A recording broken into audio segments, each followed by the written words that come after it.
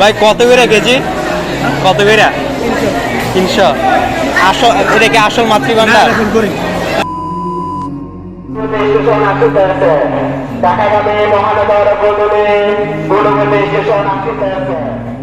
Hello everyone, welcome to out home. আজ বিকেলে rail station গিয়েছিলাম হালকা ঘোরাঘুরি করতে।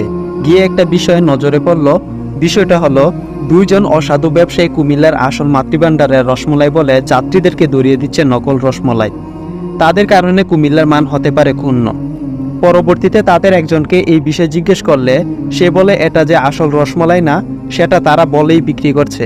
এখন কথা হলো, আসল রসমলাইয়ের নাম না বলে বিক্রি করলে রসমলাইয়ের বক্সের মাতৃভান্ডারের লেবেল কেন? আর এই বিষয়ে পাল্টা প্রশ্ন করলে উত্তরে বলেন রসমলাই ফুলকড়ির আর বক্স মাতৃভান্ডারের।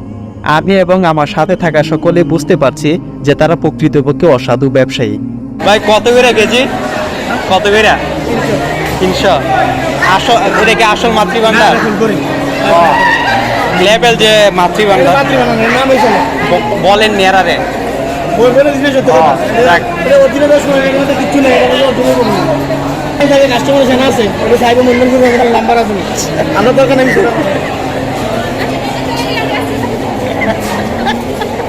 প্রথমত, ফুলকড়ি কখনো তাদের রসমলাইয়ের মাতৃভান্ডারের বক্স ব্যবহার করবে না, কারণ ফুলকড়িও একটা ব্র্যান্ড প্রতিষ্ঠান।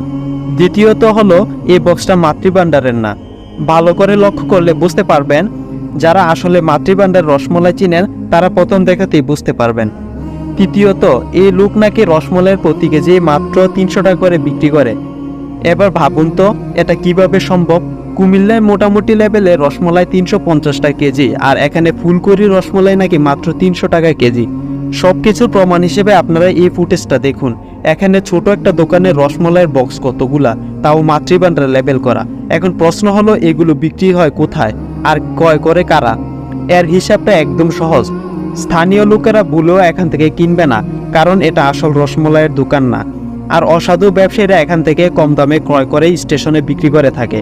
আজ তারা প্রশ্রয় পেয়ে হতে পারে আরো শক্তিশালী। এখনই সময়, আসুন ভিডিওটি শেয়ার করে জনসচেতনতায় সাহায্য করি। যদি এখন চেক দে, ও কার টিকিট আছে কার নাই? এইটা তো ভিতরে দেন আপনি দাঁড়াই হিমে প্রচুর সেল হয়েছে, এই লোকটার সেল হয় না।